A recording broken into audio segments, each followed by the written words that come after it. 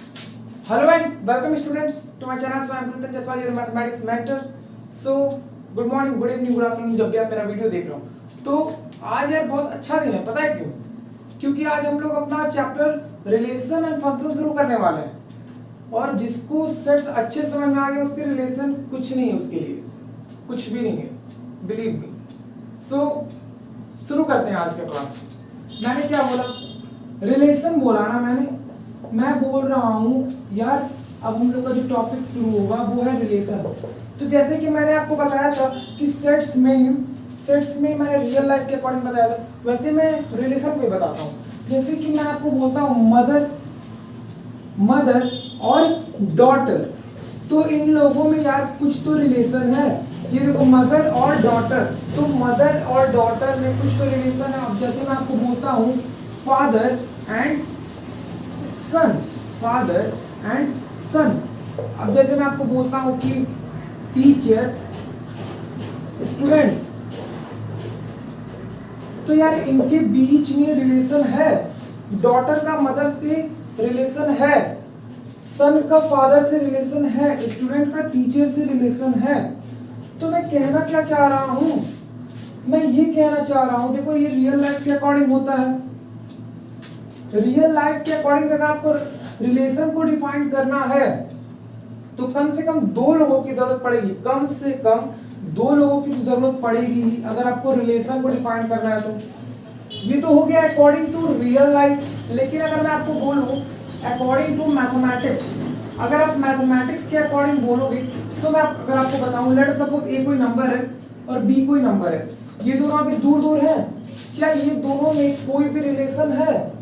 ना ये इसको जानता है ना ये इसको जानता है, तो इन दोनों में कुछ आपस में रिलेशन है ही नहीं। लेकिन अगर मैं इन दोनों के प्लेस पर ये लगा दूं इज इक्वल्स टू, तो ये एक रिलेशन में बंध गए, एक रिलेशन में ये बंध गए। अब क्या होगा? अब ये होगा कि ए जो है वो बी के बराबर है। अदरवाइज अगर मैं इस इक्वल टू को हटा दूं तो ये ए और बी कुछ इस तरीके से हो जाएंगे, इनके बीच में रिलेशन ही खत्म हो जाएगा। इन दोनों को जोड़ने वाला कौन है? ये इक्वल टू है। तो यहाँ पर रिलेशन का काम कौन कर रहा है? इक्वल कर रहा है। अगर आप बोलो ए बी और इन दोनों की आप परपेंडिकुलर साइन लगा, तो ये जानते हो ना परपेंडिकुलर बोलते हैं इसको, मतलब ए कुछ है जो कि परपेंडिकुलर, लेट सपोज ए को लाइन है बी के परपेंडिकुलर है, तो देखो ए और बी के बीच में अगर मैं परपेंडिकुलरिटी नहीं लगाता हूं तो वो कुछ इस तरह से दिखेंगे। मतलब इन दोनों को जोड़ने वाला यहाँ पर कौन है? ये है। अगर मैं बोलूं ए और बी के बीच में मैंने मल्टीप्लाई लगा दिया तो इन दोनों को जोड़ने वाला कौन है? ये मल्टीप्लाई है। मतलब क्या है? अकॉर्डिंग टू मैथमेटिक्स भी हमें अगर रिलेशन बनाना है तो कम से कम दो चीजों की तो जरूरत पड़ेगी ही, कम से कम दो चीजों की जरूरत तो पड़ेगी ही।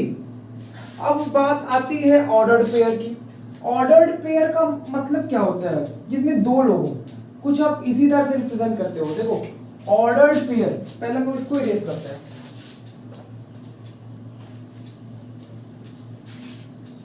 अब हम लोग बात करते हैं ऑर्डर्ड पेयर की। मैंने क्या बोला? ऑर्डर्ड पेयर है क्या ये ऑर्डर्ड पेयर? पहले तो ये देख लो ये दिखता किस तरह से, ये कुछ इस तरीके से दिखता है। इसे आप अच्छे से कार्टेशियन प्लेन पर समझ पाओगे, एक्स वाई कोऑर्डिनेट्स पर। ये तो हम लोग जानते हैं। तो यार इसको आप बोलते हो एक्स एक्सिस, इसको आप बोलते हो वाई एक्सिस। ऑलराइट, तो अगर मैं a, b की जगह अगर मैं बोल दूं कि 3,5 है, लेट अस सपोज ये गलत नहीं है। इसका मतलब जानते हो? इसका मतलब होता है इक्विवेलेंट। लेट अस सपोज कि a, b जो है वो 3,5 आपने ले लिया। अच्छा ठीक है, अभी इसको मत समझो, कोई सुनिए, बट इतना समझो a की जगह मैंने 3 लिया, b की जगह 5 लिया, तो a की जगह 3 का मतलब मैंने x कोऑर्डिनेट पे कितना चला? 3 चला, y कोऑर्डिनेट पे मैंने 5 चला, 3 और यहाँ है 5, तो यहाँ पे कहीं आकर के मिलेगा। तो आप मुझे आंसर दोगे कि 3,5 सर यही है, तो यू आर करेक्ट। ठीक है, तो मैं आपको बस इतना दिखाना चाहता था कि ऑर्डर्ड पेयर कुछ इस तरीके का दिखता है। लेकिन आप मुझे बताओ क्या a, b कभी भी b, a के बराबर हो पाएगा क्या? नो। वाई? क्यों नहीं बराबर हो पाएगा? जैसे कि लेट अस सपोज ये 3,5 था ना, अगर आप इसी की जगह 5,3 ले लेते हो तो 3,5 क्या 5,3 के बराबर होता है क्या? नहीं। अगर आप 3,5 लेते हो तो x एक्सिस में 3 जाते हो, अगर आप 5,3 लोगे तो x एक्सिस में आप 5 जाओगे, फिर y एक्सिस में आप कहीं 3 पे जाओगे, तो कहीं यहाँ पे जाकर के मिलोगे आप। तो ये है तुम्हारा 5,3। तो क्या ये दोनों पॉइंट जो मैं दिखा रहा हूं डॉट से, क्या वो दोनों सेम है क्या?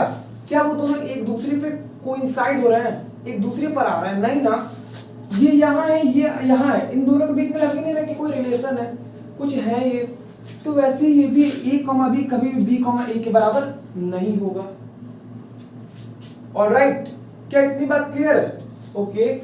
तो अब बात आती है इक्वालिटी ऑफ ऑर्डर्ड पेयर की। ये मैंने क्या बोला? अभी तो सर बोल रहे थे कि ऑर्डर्ड पेयर कभी इक्वल हो ही नहीं पाते, और अब बोल रहे हैं इक्वालिटी ऑफ ऑर्डर्ड पेयर। तो ध्यान से देखना, equality of ordered pair, ordered pair मैंने क्या बोला? इक्वालिटी ऑफ ऑर्डर्ड पेयर का मतलब क्या है? Late us suppose a1, b1 a2, b2 के बराबर है। a1, b1 a2, b2 के बराबर है। अगर मैं इसको भी कार्टेशियन प्लेन पर लूं, लेट अस सपोज यहां पे कहीं a1, b1 आ रहा है, a1, b1, और इस a1, b1 के इक्वल है a2, b2।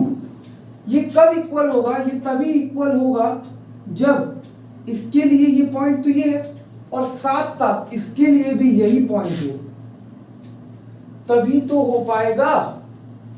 a1 a2 के बराबर तब होगा जब आपका a1 a2 बराबर हो, b1 b2 बराबर हो। अगर आपको a1 तक आए हो, यहां तक आए, तो पहले आपने a1 तक चला है, फिर आपने b1 तक चला है, और दोनों बराबर है कह रहा है। यानी अगर आप ये कोऑर्डिनेट लिखना चाहते हो तो a2 तक, पहले तो a1 तक आए, फिर यहाँ b1 तक आए। क्या इतनी बात क्लियर है? उसके बाद मैं क्या बोल रहा हूं? अब यहां से आप a2 और b2 इसके बराबर है, तो यानी a1 जो है a2 के बराबर है और b1 जो है b2 के बराबर, तभी यही पॉइंट मिलेगा, तभी ये दोनों बराबर होंगे, अदरवाइज नहीं होंगे। तो इनडायरेक्टली मैं यही कह रहा हूं कि ये तभी पॉसिबल है, it is possible only when it is possible only when a1 is equals to a2, a1 is equals to a2 and b1 is equals to b2। ये कंडीशन तभी पॉसिबल है अगर a1 जो है a2 के बराबर है, b1 b2 के बराबर है। अगर ये कंडीशन नहीं है तो ये दोनों इक्वलिटी या फिर ये दोनों जो ऑर्डर्ड पेयर हैं कभी भी बराबर नहीं हो सकते। इस बात को ध्यान देना। अगर आपको कभी भी कंफ्यूजन आता है तो फिर आप तुरंत कार्टेशियन प्लेन पर सोचना। ऐसे इसको मैं जरा सा फील कराने के लिए मैंने इसको लिया, अदरवाइज लिया नहीं जाता है, बट मैंने लिया क्योंकि आपको फील हो। तो ये ध्यान से देखना इसे। और फिर मैंने बोला ये, फिर it is possible only when जब a1 a2 के बराबर हो, b1 b2 के बराबर हो। तो यार इतनी तो बातें हो गई। अब ये और अच्छी तरह क्लियर करना है तो इस पे बेस्ड एक क्वेश्चन कर लेते हैं, इस पे बेस्ड एक क्वेश्चन कर लेते हैं। तो अब क्वेश्चन में क्या कहूंगा? लेट अस सपोज मैं बोल रहा हूं x upon 3 plus 1 comma y minus 2/3 is equals to 5/3 comma 1/3। Find, और आपको बोल रहा है फाइंड x कॉमा y। देखो ये क्वेश्चन है बहुत सिंपल, जो हमने पिछला कॉन्सेप्ट पढ़ा उसी के अकॉर्डिंग है ये। क्या बोल रहा हूं मैं? ये एक ऑर्डर्ड पेयर की जैसा नहीं है, ये एक अलग एलिमेंट है, ये एक अलग एलिमेंट है, ये भी एक अलग, ये भी एक अलग। तो ये एज अ ऑर्डर्ड पेयर ये बिहेव कर रहा है, और ये ऑर्डर्ड पेयर इसके इक्वल है। ये कब पॉसिबल है? ये तभी पॉसिबल है जब इतना क्वांटिटी इसके बराबर होगा। तो मैं क्या बोल रहा हूं? x upon 3 plus 1 is equal to 5/3 होना चाहिए। तो आप बिल्कुल करेक्ट हो। तो अब इसको कैलकुलेट जब आप करोगे तो 5 माइनस 3/3 इज इक्वल टू 2/3। फिर अब 3 को उधर ले जाओ, फिर 3 से 3 कैंसिल कर दो, तो x की जो वैल्यू आ रही है वो कितनी आ रही है? 2 आ रही है। फिर अब आपको y भी तो कैलकुलेट करना है, तो यानी ये टर्म इस टर्म के इक्वल होगा, y is equal to 2/3 plus 1/3 हो जाएगा, जिसका आंसर क्या आएगा? 1 आएगा। तो देखो क्या टफ था क्या ये क्वेश्चन? नो, हमें बस इतना समझना है कि अगर दो ऑर्डर पेयर इक्वल है तो ये तभी पॉसिबल है जब A1 A2 के बराबर हो और B1 B2 के बराबर हो। क्या इतनी बात क्लियर है? अगर क्लियर है तो जरूर नोट करो।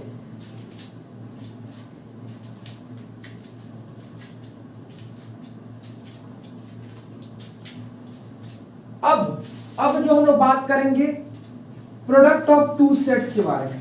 प्रोडक्ट ऑफ टू सेट्स,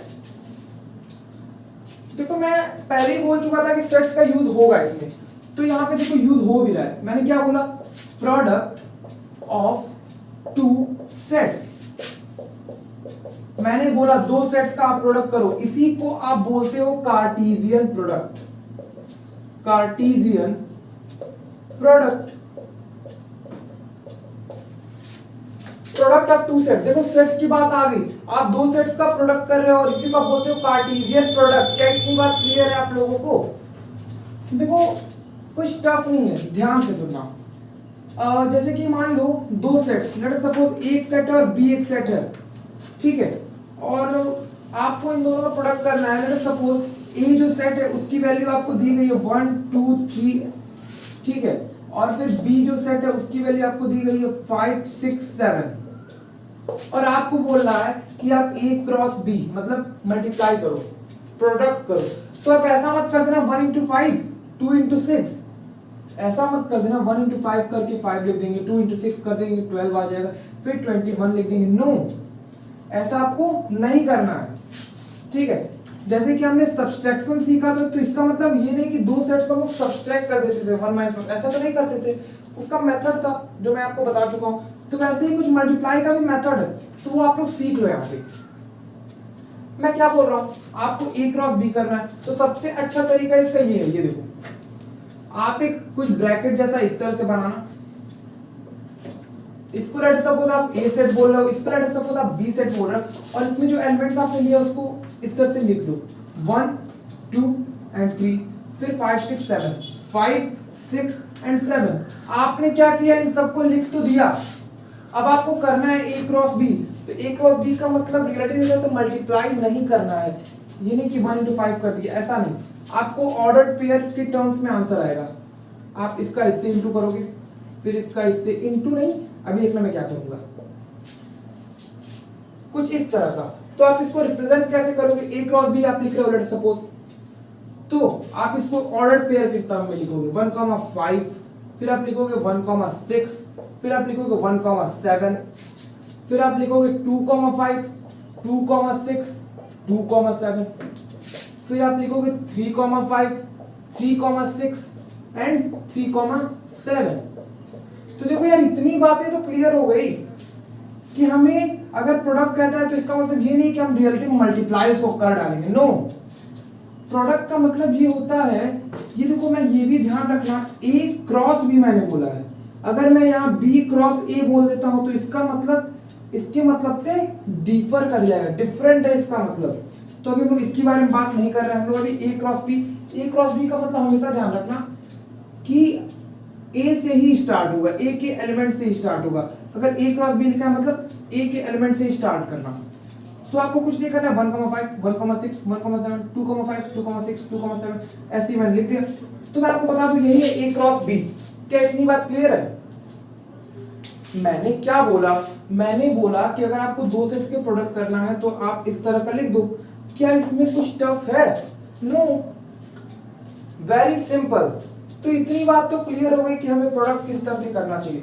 अब इसमें कुछ प्रॉपर्टीज हैं जिसको हमें डिस्कस करना चाहिए। अब इसमें कुछ प्रॉपर्टीज हैं जो हमें डिस्कस करना चाहिए। क्या है वो प्रॉपर्टीज? कि A क्रॉस B कभी भी B क्रॉस A के बराबर नहीं होगा। क्यों नहीं होगा? आई होप कुछ लोग समझ गए होंगे, जो नहीं समझे वो यहां देख लें। लेट अस सपोज A एक सेट है 1, 2, 3 और B एक सेट दिया हुआ है आपको 5, 6, 7, और आपको बोल रहा है आप A क्रॉस B करो। A क्रॉस B अगर आपने किया तो आप मुझे क्या आंसर दोगे? वो बना लेना जो मैंने इस तरह से बनाया था, वो आप उस तरह से बना लेना। ओके, मैं वैसे ही कर सकता, वैसे आप ऐसे भी कर सकते हो 1,5 1,6 1,7 फिर 2,5 2,6 2,7। तो करते हैं इस तरह से 1,5 1,6 1,7 फिर 2,5, फिर 2,6, 2,7, 3,1,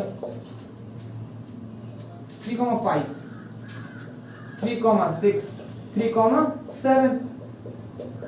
तो ये है आपका A क्रॉस B। लेकिन अगर मैं बात करूं B क्रॉस A कितना आएगा, लेट सपोज मैं बोलूं B क्रॉस A कितना आएगा, तो B क्रॉस A यानी B के एलिमेंट से आपको शुरुआत करना है इस बार। यानी आप लिखोगे 5,1, 5,2, 5,3, फिर लिखोगे 6,1, 6,2, 6,3। क्या बोल रहा हूं मैं, 5,1, फिर 5,2, 5,3। ऐसे ही आप ये भी सब लिखोगे, मैंने लिख भी देता हूं 6,1, 6,2, 6,3, और यहां पे आप लिखोगे क्या 7,1, 7,2, 7,3। तो यहां ध्यान से देखो, मैंने आपको पहले ही बता चुका है कि A, B कभी भी B, A के बराबर तो होगा नहीं।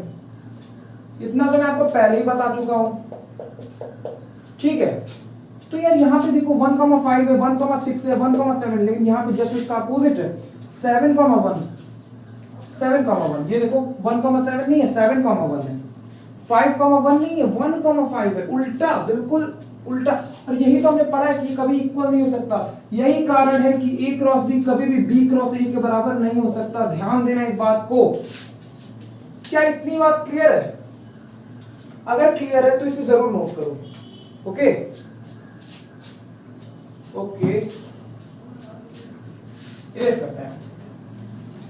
एक और प्रॉपर्टी है जिसके बारे में हम लोग डिस्कस कर लेते हैं, वो क्या है वो भी जान लो। ये है A cross B is equals to B cross A। अब मैं बोल रहा हूं कि दोनों के दोनों जो क्रॉस आपने किया है सेट का वो बराबर है। ये कंडीशन एक होगा तभी ये बराबर होगा। क्या कंडीशन होना चाहिए? It is possible only when if A is equals to B। लिखो यहां पे, it is possible only when A is equals to B। A और B क्या है? सेट्स हैं। अगर A और B सेट्स बराबर है तभी A cross B cross A के बराबर होगा। कैसे? लेट अस सपोज मैंने यहाँ पे ले लिया 1 2 3 और यहाँ पे मैंने एक सेट ले लिया 1 2 3। A और B क्या है? दोनों के दोनों बराबर हैं। तो अब मैं लिखूंगा A क्रॉस B, तो मैं क्या लिखूंगा 1,1 1,2। लेट अस सपोज मैं एक लाइन लिख देता हूँ 1,1 1,2 1,3। लेट सपोज मैं इतना ही बस लिखता हूँ, पूरा नहीं लिखा मैंने। ये A क्रॉस B का पार्ट है, ये पूरा नहीं है, ये A क्रॉस B का पार्ट है। अगर मैं अब लिखूं B क्रॉस A का पार्ट कुछ, तो उसके लिए मैं क्या करूंगा 1,1 फिर 1,2 फिर 1,3। ये भी B क्रॉस A का पार्ट है। तो यहाँ देखो दोनों के दोनों तो बराबर ही आ रहा है, यानी मैंने सही बोला था A cross B B cross A के तभी बराबर है जब A जो है वो B के बराबर है। A जब B के बराबर है तभी A cross B B cross A के बराबर होगा, अदरवाइज ये नहीं होगा। तो इतनी बातें तो क्लियर हो गई, ऑलराइट। तो अब एक क्वेश्चन आता है, अब एक क्वेश्चन करते हैं। वो क्वेश्चन कैसा है वो भी देख लेते हैं थोड़ा।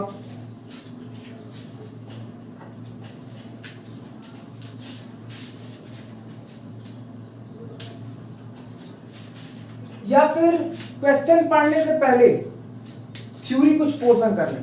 पहले थ्योरी करते हैं, उसके बाद हम लोग थोड़ा सा आएंगे क्वेश्चन पे आएंगे। रिलेशन, मैंने क्या वो पढ़ा रहा था, मैं रिलेशन पढ़ा रहा था, बट अब हम लोग उस काबिल हो चुके हैं कि अब हम लोग रिलेशन पढ़ पाएंगे। इसके पहले क्या हो रहा था, हम लोग नहीं पढ़ पाएंगे क्योंकि हमें ऑर्डर पेयर नहीं पता था और बहुत सारी चीजें नहीं पता था, जो कि अब हमने पता चल चुका है। ऑलराइट, तो यार है क्या ये रिलेशन? तो आप थोड़ा लिखना, R is a relation for A to B। इतनी बात ध्यान रखना, जहां मैं A to B या फिर A की जगह कुछ और B की जगह कुछ और, लेकिन मैंने अगर जहां पे 2 लगा दिया तो इसका मतलब हमेशा यही समझना कि A क्रॉस B है। पूरे मैथमेटिक्स में मत समझने लगा, रिलेशन की टॉपिक की मैं बात कर रहा हूं। जहां पे मैंने ए टू बी लिख दिया, उसका मतलब आप क्या समझोगे? उसका मतलब आप समझोगे कि ए क्रॉस बी, ए क्रॉस बी के लिए लेट अस सपोज आर जो है वो रिलेशन है, आर एक रिलेशन है। जैसे कि मैं आपको क्या बोल रहा था, ए परपेंडिकुलर टू बी, इन दोनों को जोड़ने वाला कौन है? ये। तो इन दोनों को रिलेशन में कौन ला रहा है? ये। तो यहाँ पे परपेंडिकुलर ही क्या है? रिलेशन है उन दोनों के बीच का। तो यहाँ पे लेट सपोज आर है रिलेशन ए से बी जब आप क्रॉस कर रहे हो, ए का बी से जब आप क्रॉस कर रहे हो, तो अगर आपको दो सेट दे दिया गया हो और उसके बाद आपको बोले कि आप मुझे रिलेशन बता दो, तो आप कुछ मत करना, ए क्रॉस बी निकाल लेना। और मैं अगर आपको बता दूं आर जो है वो ए क्रॉस बी का सबसेट होता है, और फिर बस यहीं से फिर आपका आंसर आ जाएगा। मैंने क्या बोला? अगर आपको ए क्रॉस बी निकालना आता है और फिर आपको क्वेश्चन में आ जाए कि तुम मुझे ए क्रॉस बी का रिलेशन बता दो, तो तुम कुछ मत करना, ए क्रॉस बी करना।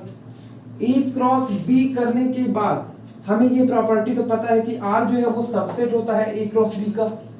सबसेट का मतलब जैसे मैं आपको बताया था, A is the subset of B का मतलब ये होता है कि ए के सारे एलिमेंट बी से बिलोंग करेंगे। तो वैसे ही यहाँ पे भी है, अगर आप रिलेशन लिखते हो तो आर के सारे एलिमेंट ए क्रॉस बी से बिलोंग करेंगे, और हमें ए क्रॉस बी पता है ऑर्डर्ड पेयर की टर्म्स में आता है। तो यानी ये रिलेशन भी किस टर्म्स में आएगा? Ordered pair. इसीलिए मैंने ऑर्डर्ड पेयर पहले बताया है आप लोग को। क्या इतनी बात क्लियर है? क्या इतनी बात क्लियर है? तो अगर मैं एक एग्जांपल लूं, अगर मैं एक एग्जांपल क्या एज अ क्वेश्चन की तरह से ट्रीट करना, अगर मैं एक एग्जांपल लूं क्वेश्चन, लेट अस सपोज ए आपको एक सेट दे दिया गया है, ये बोल रहा है 1, 2, 3, और बी एक सेट आपको दे दिया गया है जिसमें बोल रहा है -1, 0, 1। ऑलराइट, और बोल रहा है आर जो है वो रिलेशन है, आर इज अ रिलेशन, या फिर मत लिखो रिलेशन, बस इतना बोल दो कि which of the following relation is correct. बस इतनी बात ध्यान रखना, आर जो है वो सबसेट होता है ए क्रॉस बी का, R is the subset of A cross B. तो यहां पे बोल रहा है एक सेट दे दिया, बी एक सेट दे दिया, और हमसे पूछ रहे थे the following relation is correct, और फिर आपको यहाँ पे एक ऑप्शन, एक या 3 ऑप्शन दिया हुआ, वो मैं लिख देता हूं। r इज इक्वल्स टू 1, -1 और 2, 0 और 3, 1, और आपको बोल रहा है B option r is equals to 3, 1, फिर बोल दिया 0, 2, फिर क्या बोल रहा है -1, 3, और जो सी ऑप्शन है वो बोल रहा है r इज इक्वल्स टू 2, 0, 2, -1, 3, -1, 3, 1। देखो ध्यान से देखना, मैंने क्या बोला, एक सेट दिया है, बी एक सेट दिया है, और आपको बोला है कौन सा रिलेशन इसमें से सही है। तो ध्यान से देखो, ये सारे रिलेशन है, आर को मैं एज अ रिलेशन को डिनोट कर रहा हूं, ऐसा मत समझ लेना आर मतलब रियल नंबर। ठीक है, मैंने साइन बताया था, लेकिन हर जगह वो साइन यूज होता है, बट मैंने यहाँ पे आपको पहले ही बता दिया ना कि आर को मैं रिलेशन की तरह ट्रीट कर रहा हूँ, तो ये रिलेशन ही है। रिलेशन को मैंने डिनोट किया है कैपिटल आर से। तो यहाँ देखो, अब मैं कैसे कर सकता हूँ, मुझे इतना पता है आर जो वो ए क्रॉस बी का सबसेट होता है, तो यहाँ पे रिलेशन के बारे में पूछ रहा है, तो आप पहली बात कुछ मत करो, आप बस निकाल दो ए क्रॉस बी, उसके बाद तो आपको बस चेक करना है। तो लेट अस सपोज मैं यहीं पे ए क्रॉस बी निकाल देता हूँ, ए क्रॉस बी अगर मैं निकालूं तो मेरा आंसर क्या आएगा, 1, -1 और 1, 0 और 1, 1, और क्या आएगा 2, -1 और 2, 0, 2, 1, फिर आता है 3, -1, 3, 0, फिर आता है 3, -1, सॉरी +1। तो इतनी बातें ध्यान से देखो कि मैं क्या बोल रहा हूं। ये है तुम्हारा A क्रॉस B। मैंने आपको बोला था अगर कोई भी रिलेशन पूछता है, अगर दो आपको सेट दे दिया और इसके बीच में रिलेशन पूछता है कि क्या रिलेशन होगा, तो आप पहले A क्रॉस B निकाल लो। निकाल लिया, ऑलराइट। तो उसके बाद करना क्या है, आपको इतना पता है R is the subset of A cross B। R कुछ भी होगा तो वो A क्रॉस B का सबसेट। सबसेट मतलब कि इसके सारे एलिमेंट A क्रॉस B से बिलोंग करेंगे। तो आप इसमें चेक कर लो कि कौन से ऐसे हैं रिलेशन जिसके सारे एलिमेंट A क्रॉस B से बिलोंग कर रहे हैं। तो हम चेक करते हैं। 1, -1 है क्या? है। 2, 0 है क्या? है। 3, 1 है क्या? 3, 1 है, +1 है ना, ठीक है। तो यानी ये तो रिलेशन है, ये करेक्ट हो गया। अब ये देखो 3, 1 है। 0, 2 ओहो 0,2 तो नहीं है। 2,0 है, 0,2 नहीं। यानी ये हम लोग का ऑप्शन क्या हो जाएगा, इनकरेक्ट हो जाएगा। क्या इतनी बात क्लियर है? और फिर ये -1,3, ये देखो ये भी रॉन्ग कर रहा है। यहाँ पे 3, -1 है, ना कि -1,3, इसलिए ये तो ऑलरेडी गलत हो गई। अब सी देखो 3,0 है क्या? है। और 2, -1 है क्या? है। और 3, -1 है। 3,1 है। यानी ये भी एक रिलेशन होगा, ये भी एक रिलेशन होगा। इतनी बात तो क्लियर हुई कि अब हमसे रिलेशन का क्वेश्चन आएगा तो हमसे छूटेगा तो नहीं। अगर हमसे रिलेशन पूछता है तो हम लोग कुछ नहीं करेंगे, हम लोग सीधा बोलेंगे कि अगर हम लोग A क्रॉस B निकाल लेते हैं और उसके बाद चेक कर लेंगे कि इसके सारे एलिमेंट क्या इससे बिलोंग कर रहे हैं। अगर बिलोंग करते हैं तो वो रिलेशन है, अगर नहीं करते हैं तो नहीं है। एक भी एलिमेंट अगर डिफर किया तो वो रिलेशन नहीं कहलाएगा। लेकिन अगर सारे के सारे मिल गए तो वो एक रिलेशन कहलाएगा। क्या इतनी बात क्लियर है? तो लेट अस सपोज मैं अगर आपको बोलूं, मैं अगर यहां से एक एलिमेंट उसका उठा लूं 1, -1 मैंने उठा लिया, तो एक बात बताओ, ये मैंने उठा लिया तो क्या ये रिलेशन में है क्या? 1, -1 तो मैं ये लिख सकता हूं क्या ये बिलोंग करता है रिलेशन से? बिल्कुल लिख सकता हूं। मैंने उठाया है यहां से, यहां पे रख दिया, फिर मैं देख रहा हूं ये तो इससे भी बिलोंग करता है, तो मैं इसको रिलेशन से बिलोंग करता हुआ लिख सकता हूं। तो मैंने लिख दिया, तो इसको आप एक और साइन से लिख सकते हो 1R -1। 1 जो है वो -1 से जुड़ा हुआ है बाय रिलेशन R। 1 -1 से जुड़ा हुआ है बाय रिलेशन R। जैसे कि आप हर जगह देखते थे A परपेंडिकुलर या फिर A = B, यहाँ A होता था, यहाँ B होता था, यहाँ रिलेशन होता था। तो ये क्या इसी फॉर्म में नहीं है क्या? ARB, A है कोई, B है कोई, इन दोनों को जोड़ने वाला कौन है? ये। यानी A is related to B by relation R।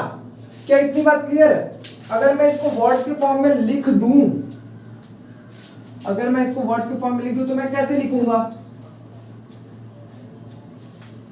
अगर मैं इसको वर्ड्स के फॉर्म में लिख दूं ARB, इसका मतलब क्या है? A is related to B by a relation R। क्या इतनी बात क्लियर है? देखो मैं क्या बोल रहा हूं, A जो B से रिलेटेड है बाय ए रिलेशन R। तो इतनी बातें तो क्लियर हो गई कि हाँ यार ऐसे ऐसे होता है। अब देखो बात आती है कुछ क्वेश्चंस की, तो अब हम लोग कुछ क्वेश्चंस के बारे में बात करते हैं। तो अगर हम लोग कुछ क्वेश्चंस के बारे में बात करें,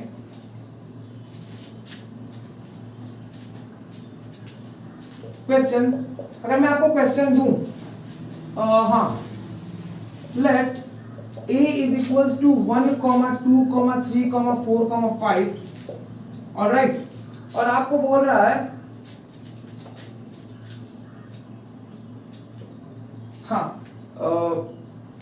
which of the following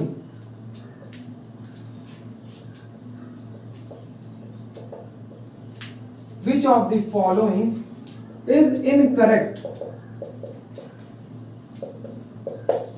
और यहाँ पे एक बी सेट भी दिया हुआ है, एक बी सेट भी आपको गिवन है 0, 1, -1, 1।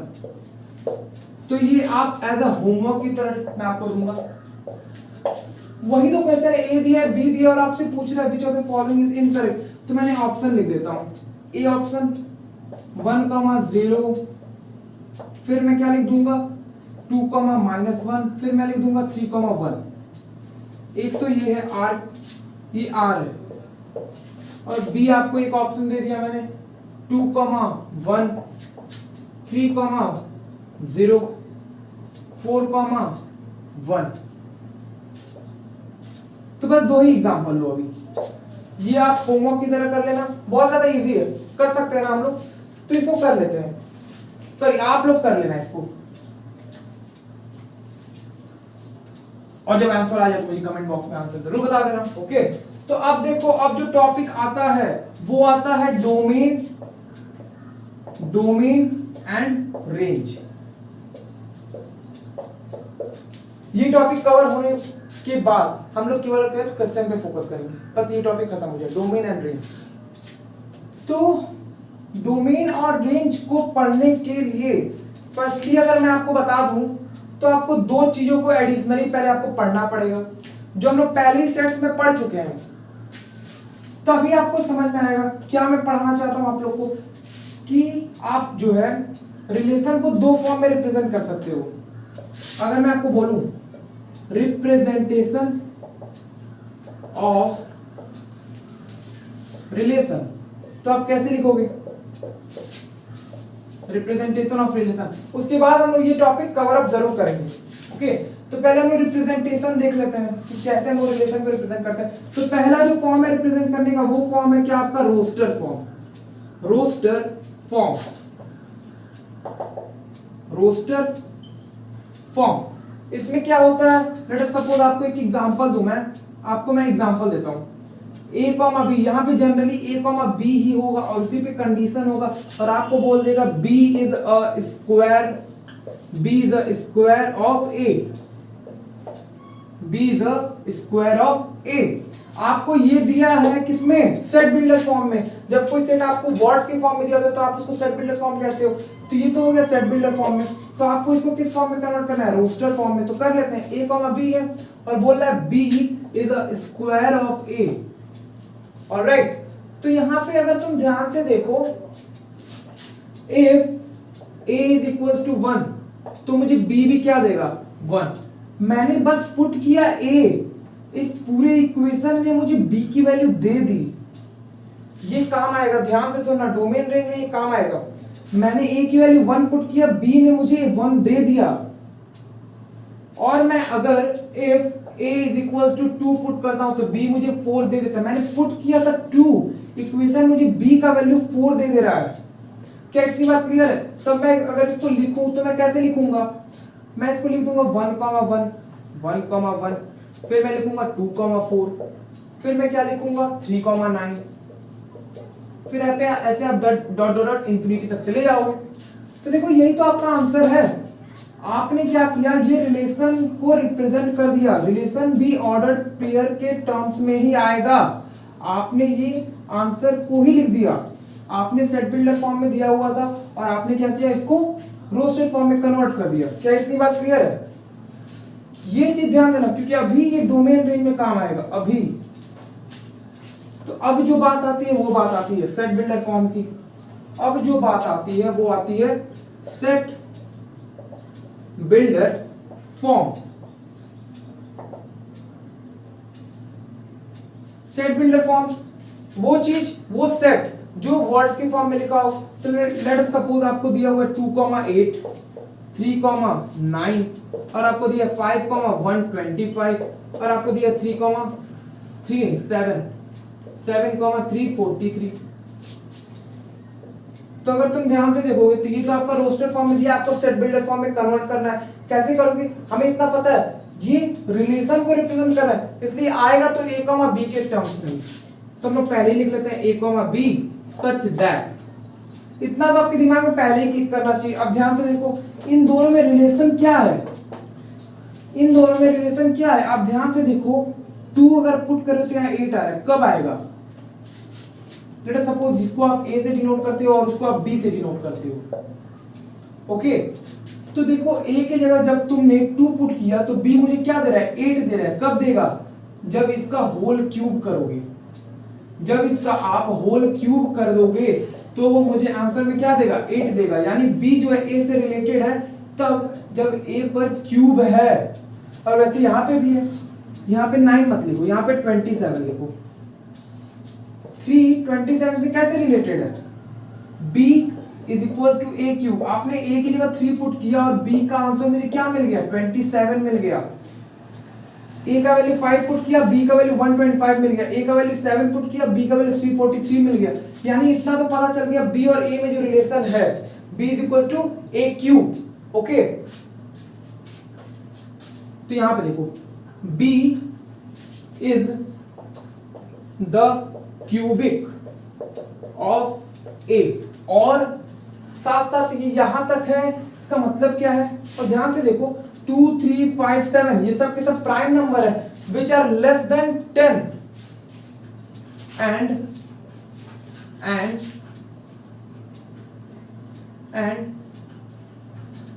a are the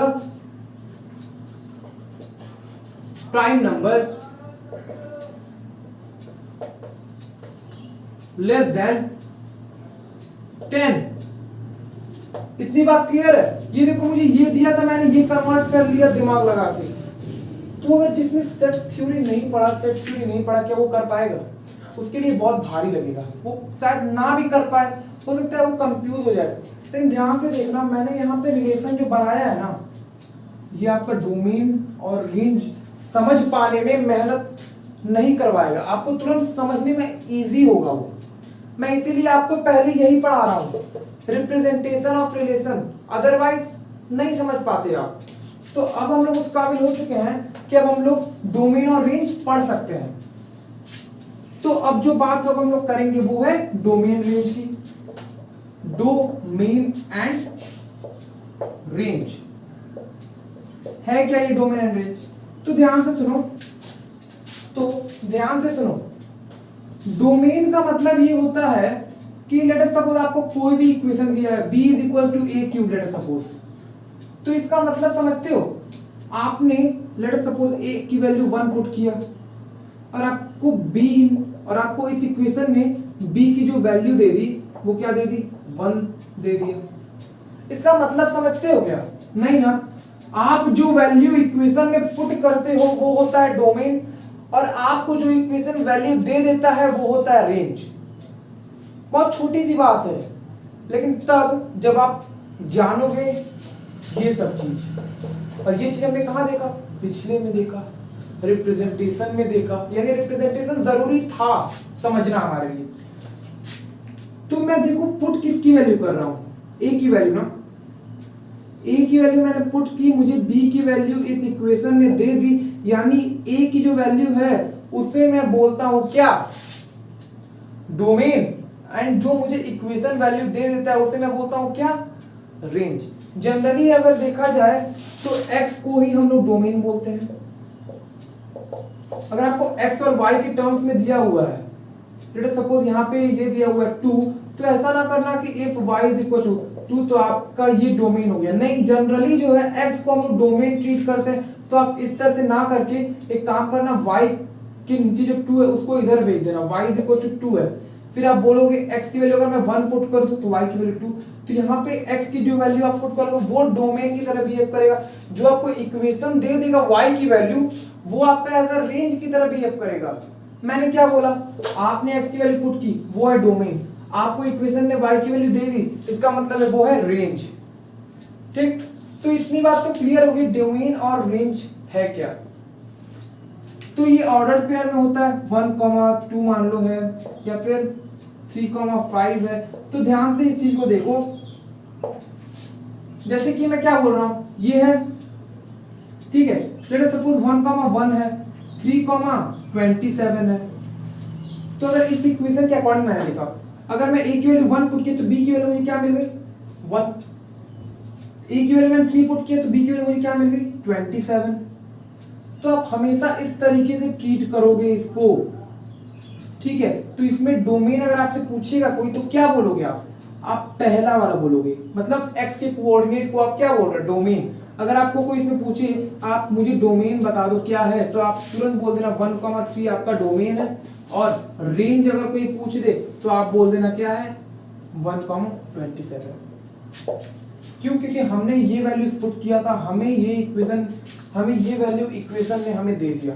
जो वैल्यू हम पुट करेंगे वो है डोमेन, जो वैल्यू हमें इक्वेशन दे देगा वो है रेंज। ऑलराइट, तो अब देखो, अब बात आती है कुछ क्वेश्चंस की।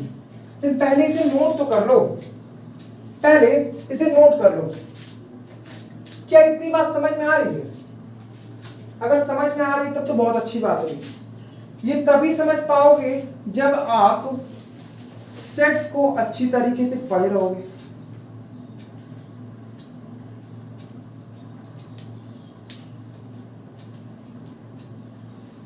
तो नोट हो गया क्या? तो देखो, हमने इतनी सारी चीजें तो बातें कर ली, हाँ यार चलो ठीक है, ये था वो था, बहुत कुछ देख भी लिया हमने, लेकिन एक चीज की बातें तो हमने की ही नहीं। वो क्या है? वो अगर आप ध्यान से देखोगे ना तो वो ये है। आपने ऑर्डर्ड पेयर पढ़ा ना, ऑर्डर्ड पेयर आपने बात किया।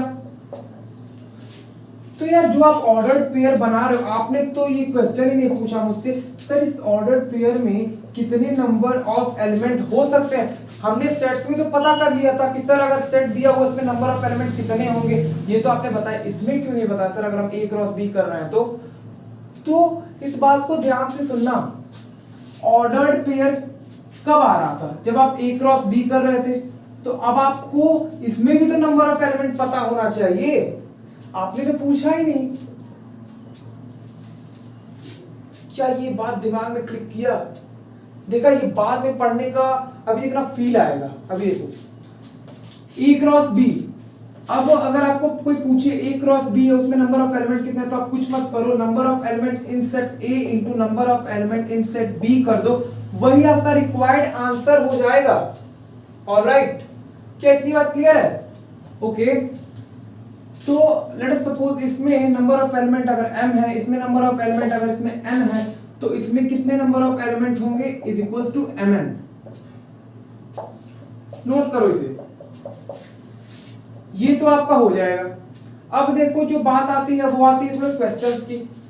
अब जो हम लोग बात करेंगे, कुछ क्वेश्चंस करते हैं। जैसे कि मैं आपको अगर क्वेश्चन दूं, if a is equals to 1 2 3 और B आपको एक सेट दे दिया हुआ है x, x ही ले लो, x ही लोगे, कुछ भी ले लो, नो प्रॉब्लम। कैसे करें? हाँ, x such that x belongs to natural number, x is a prime number less than 5। आपको ये क्वेश्चन दिया हुआ है A और B, ठीक है, और आपको पूछ रहा है कि अगर आपने A क्रॉस B किया, A एक सेट दे दिया, B एक सेट दे दिया, अगर आपने A क्रॉस B कर दिया तो कितने नंबर ऑफ एलिमेंट होंगे? फाइंड आपको डायरेक्टली इस तरह से भी लिख सकता है n A क्रॉस B। इसका मतलब क्या है? अगर आप A क्रॉस B करते हो तो उसमें नंबर ऑफ एलिमेंट्स कितने होते हैं। क्या इतनी बात क्लियर है? तो मैंने क्या बोला कि अगर A सेट दिया है, B सेट दिया है, तो पहले तो इसको रोस्टर फॉर्म में कन्वर्ट करना पड़ेगा। कैसे कर सकते हैं हम लोग? तो अब मैं इसे क्या करता हूं, इरेज करता हूं।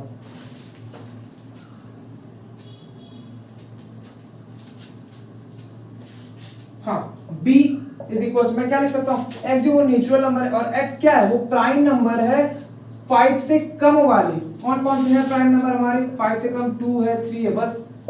और कौन से हैं? और एक आपको जो सेट दिया वो क्या दिया हुआ है? 1 2 एंड 3। अगर आप इसका A क्रॉस B करते हो तो इसमें नंबर ऑफ एलिमेंट्स कितने होंगे? जितने नंबर ऑफ एलिमेंट इतने हैं, जितने नंबर ऑफ एलिमेंट इसमें उन दोनों को प्रोडक्ट कर देंगे। इसमें 2 एलिमेंट है, इसमें 3 एलिमेंट है, 3 2 6, और ये आप लोग का आंसर है। ऑलराइट, क्या इतनी बात क्लियर है? तो यार ये सब तो बातें हमने कर लिया। अब जो डोमेन रेंज के बारे में हमने बात किया था, अब उसमें हमें क्या करना चाहिए बात? अब हमें उसमें बात करना चाहिए तो केवल और केवल क्वेश्चंस की। तो क्वेश्चंस की बात अब हम लोग कैसे कर पाएंगे? तो यार अब तो करना ही पड़ेगा क्वेश्चन। तो कैसे करें क्वेश्चन? तो अगर मैं आपको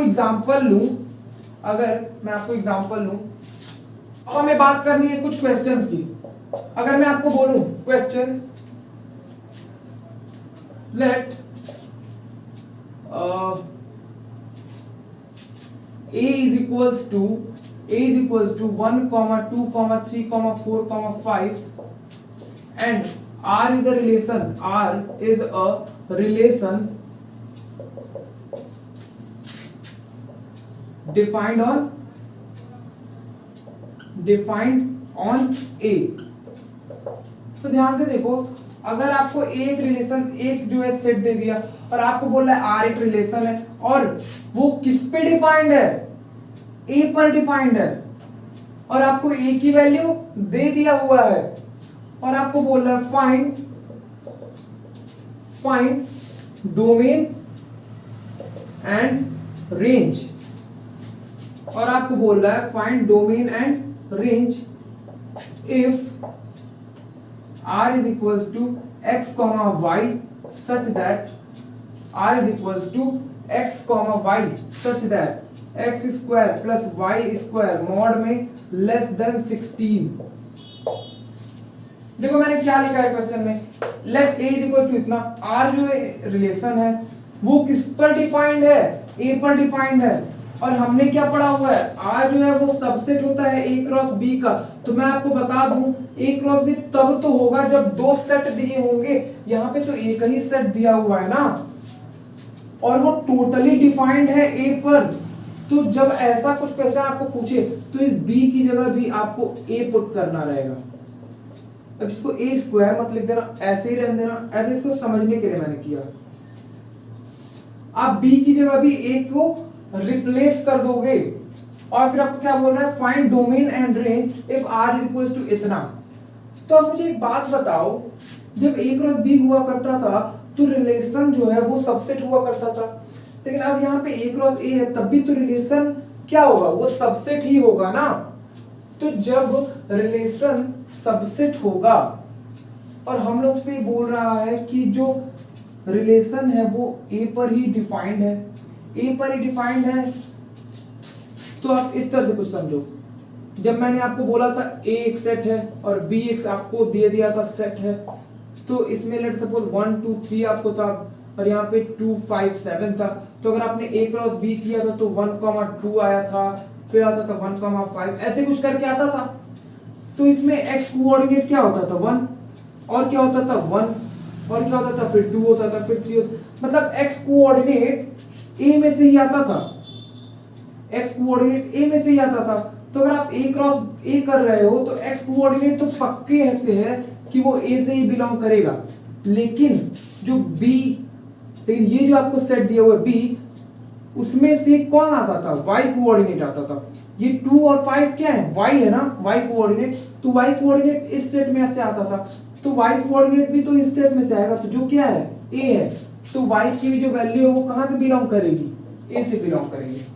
तो मैंने क्या बोला, अगर आपको इस तरह से बोले r जो वो टोटली डिफाइंड है a पर, तो आप इस तरह से पहले इसको लिख लेना। फिर हमें पता है a क्रॉस b अगर इस तरह से होता है, अगर हम लोग लिखते हैं तो यहाँ पर आता है x, यहाँ पर आता है x, और x की जनरली इसी में वैल्यू होती है, y की जनरली इसमें होती है वैल्यू। तो x जो है वो a से बिलोंग करता है और y जो है b से बिलोंग करता है, लेकिन यहाँ पर कोई b सेट है ही नहीं, हमने उसी को a मान लिया, तो y भी तो a से ही बिलोंग करेगा ना। मेरा मेन मोटो ये था समझाने का। कई लोग कंफ्यूज होते हैं इसमें, लेकिन आपको कंफ्यूज नहीं होना है। क्या इतनी बात क्लियर है? अगर क्लियर है तब तो इसमें कुछ बच ही नहीं गया क्वेश्चन में। अगर इतनी बात क्लियर है तब तो कुछ बच ही नहीं गया क्वेश्चन में यार। इतना तो पता कि x की जो वैल्यू है वो a से बिलोंग करेगा, y की वैल्यू a से बिलोंग करेगा। तो अब आप बस इस कंडीशन को सेटिस्फाई करा दो। क्या बोल रहा है, ये x square plus Y square less than 16 होना चाहिए और वही मॉड में है। तो जो आप x की वैल्यू और या फिर y की वैल्यू जो आप पुट करोगे वो आप कहां से पुट करोगे, a में से ही पुट करोगे। तो अगर मैंने a की वैल्यू 1 पुट किया, x की वैल्यू 1 और y की वैल्यू भी 1 पुट किया, तब भी ये आ रहा है। अगर 1 पुट किया, 2 पुट किया, तो 1 यहां से प्लस कितना हो जाएगा, 4 हो जाएगा, वो भी कम आ रहा है। तो अगर हमें इस तरह का क्वेश्चन करना है तो अगर हम एक ही पुट करेंगे तो गड़बड़ हो जाएगा। तो एक काम करो, इसका a क्रॉस a निकाल लो। कैसे निकालोगे, तो a क्रॉस a जानते हो क्या आएगा, 1,1, फिर आएगा 1,2, 1,3, 1,4, 1,5, 1,5 तक ही आएगा ना। फिर आप लिखोगे 2,1, फिर 2,3, 2,4, 2,5, फिर आप लिखोगे 3,1, 3,2, 3,3, ऐसे ही मतलब आप लिखते चलोगे। इतना तो क्लियर हो गया। यहाँ पे 2,2 भी रहेगा। तो देखो ध्यान से, अगर मैं इस वैल्यू को पुट करूं इसमें तब भी 16 से कम आएगा, इस वैल्यू को पुट करो तब भी, इस वैल्यू को पुट करो तब भी, इस वैल्यू को पुट करो तब भी आएगा। तो जितनी भी वैल्यू अगर आप इसमें से पुट करोगे वो सब के सब 16 से कम आएगा। आप चेक कर लेना, आप चेक कर लेना, 100% वो 16 से कम आएगा। तो जब कम आएगा तो हम लोग से पूछ रहा है डोमेन और रेंज, और डोमेन क्या होता है, एक्स की वैल्यूज ही तो होती हैं। तो यानी डोमेन क्या है आपका, डोमेन जो है आपका वो 1 2 3 4 5 है, और रेंज भी आपका 1 2 3 4 5 है, क्योंकि वही तो आ रहा है, यहाँ 1 यहाँ 2 यहाँ 3। अभी मैंने पूरा तो लिखा ही नहीं, और लिखूंगा तो 4 भी आ जाएगा, 5 भी आ जाएगा, और मैंने अभी रेंज भी पूरा नहीं लिखा तो 1 आ गया, फिर कहीं 2 भी आया, 2 आ गया, 3 आ गया, 4 आ गया, 5 आ गया। क्या इतनी बात क्लियर है? तो इतनी बात तो हमें समझ में आ गई, इतनी बात तो हमें समझ में आ गई कि हाँ यार ऐसे होगा। तो अब आप इसको क्या करो ना, नोट कर लो। अब आप इसे नोट कर लो। तो यार कुछ टफ नहीं है, अगर आपने ये समझ लिया कि कैसे x और y दोनों a से बिलोंग कर रहा है तो ये क्वेश्चन हलवा था, हलवा था बिल्कुल, कुछ नहीं था इस क्वेश्चन में, बस दिमाग का खेल था जो हमने दिमाग लगाया और फिर हमने आंसर गेटअप किया। मैंने ये पूरा नहीं लिखा, लेकिन आप पूरा लिखोगे, आप पूरा लिखोगे। तो इसी बात पे मैं आपको एक और क्वेश्चन देता हूं, मैं आपको एक और क्वेश्चन दूं। अगर क्वेश्चन अगर मैं बोलूं A is the set of 10 natural number, A जो है वो क्या है, वो सेट है किसका, 10 नेचुरल नंबर का सेट है वो। और क्या बोल रहा है, R is defined on A, R तो एक रिलेशन है ही और साथ साथ वो A पर ही डिफाइंड हो रहा है। और फिर यहां पे आपको एक वैल्यू दे दिया R is equals to x, y such that x belongs to A, y belongs to A, और आपको एक कंडीशन लगा दिया x plus 2y is equals to 10,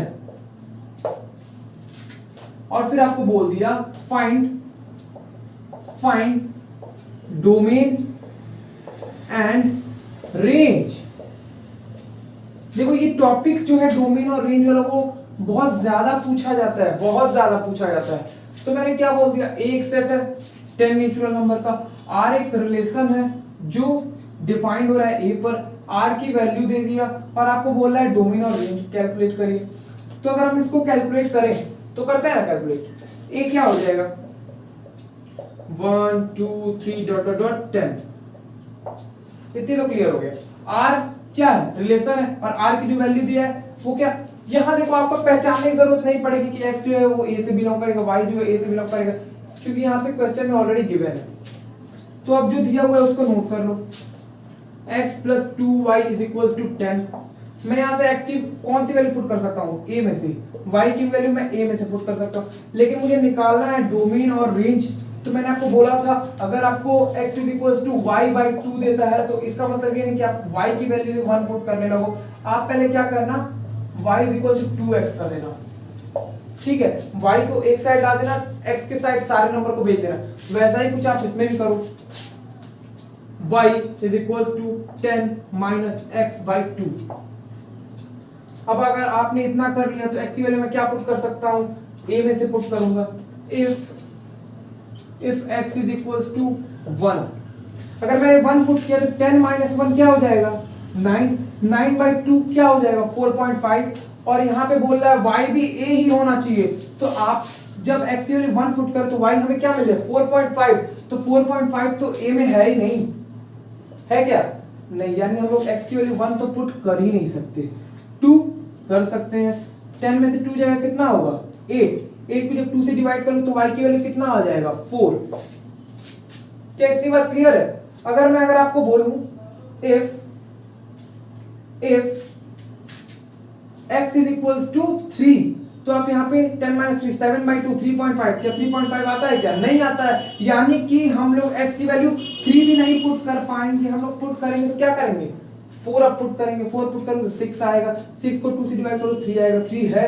यानी कि हम लोग x की वैल्यू और क्या पुट कर सकते हैं 3 भी पुट कर सकते, सॉरी 4 पुट कर सकते हैं, मतलब इवन नंबर आप पुट कर पाओगे। 6 पुट कर दो, 8 पुट कर दो, बस और कुछ नहीं। 10 मत पुट कर देना, 10 पुट करो तो 0 हो जाएगा, तो y 0 थोड़ी है इसमें, a क्या 0 है क्या नहीं है ना, यानी इतनी वैल्यूज आप पुट कर सकते हो और आप आंसर क्या पाओगे। जब 4 पुट कर रहे हो तो 6/2 6 आ रहा है, सॉरी 12 क्या आ रहा था यहाँ पे 10 - 4 6/2 3 आ रहा था 3, और जब आप 6 पुट करो तो 4/2 2 आएगा, जब आप उसमें 8 पुट करोगे तो 2/2 1 आएगा। यानी आपका डोमेन क्या है ये x की वैल्यू और रेंज क्या है ये y की वैल्यू। क्या इतनी बात क्लियर हो पा रही है? मैंने जो बोला क्या इतनी बात आपको क्लियर है? अगर क्लियर है तब तो फिर यार बहुत अच्छी बात है, क्योंकि इतना इजी भी एक क्वेश्चन नहीं था जितना इजी आप लोग को अब लगा। इतना इजी एक क्वेश्चन था नहीं जितना इजी बन गया। ऑलराइट, तो अब देखो एक क्वेश्चन मैं होमवर्क, आज का लास्ट क्वेश्चन है जो मैं आपको होमवर्क दूंगा, जो कि मैं कल की क्लास में डिस्कस भी करूंगा। ऐसी बात नहीं है, कल की क्लास में मैं जरूर ये क्वेश्चन डिस्कस करूंगा, जो मैं आपको ये लास्ट क्वेश्चन जो आपको मैं होमवर्क देने वाला हूं, तो इसे होमवर्क की तरह नोट करो। Find domain and range. आपको डोमेन और रेंज फाइंड करना है। If r is equals to x, y, x, y के टर्म्स मतलब a, b ले लो, a, b, और आपको बोल रहा है कि a जो है वो क्या है, हाँ b is equals to mod over of a minus 1 है, मॉड है ये, मॉड ओके, और a की जो वैल्यू है वो z है, मतलब इंटीजर है, और आपको एक कंडीशन लगा दिया कि b की जो वैल्यू वो 3 से कम या 3 के बराबर ही होगा। ये आपको एक कंडीशन दे दिया और आपको बोल रहा है आपको डोमेन और रेंज फाइंड करना है। इस क्वेश्चन को जल्दी नोट करो, जल्दी समझ चुके होगे, कोई बहुत टफ नहीं है, ध्यान से करोगे तो ये क्वेश्चन बन जाएगा, कुछ है ही नहीं इस क्वेश्चन में। तो यार आज तो हमने बहुत सारी चीजें बात कर ली लगभग, क्यों बात कर लिया ना। तो देखो कल हम लोग बात करेंगे इनवर्स ऑफ रिलेशन, और साथ साथ कितने नंबर ऑफ सबसेट होते हैं वो बात करेंगे, और कई सारे क्वेश्चंस को करेंगे। फिर हम लोग परसों, मतलब इसके अगले वाले के लेक्चर के बाद वाला जो लेक्चर होगा उसमें हम लोग कौन सी बात करेंगे, उसमें हम लोग बात करेंगे फंक्शन की, ऑलराइट, जिसमें हम लोग मॉड्यूलस फंक्शन भी बात करेंगे, जो कि आपके एनसीईआरटी में नहीं है बट मैं बात करूंगा मॉड्यूलस फंक्शन। ओके, तो इसे नोट कर लो। तो आज का लेक्चर यहीं पे एंड होता है। ओके, सो पढ़ते रहो। Very good bye.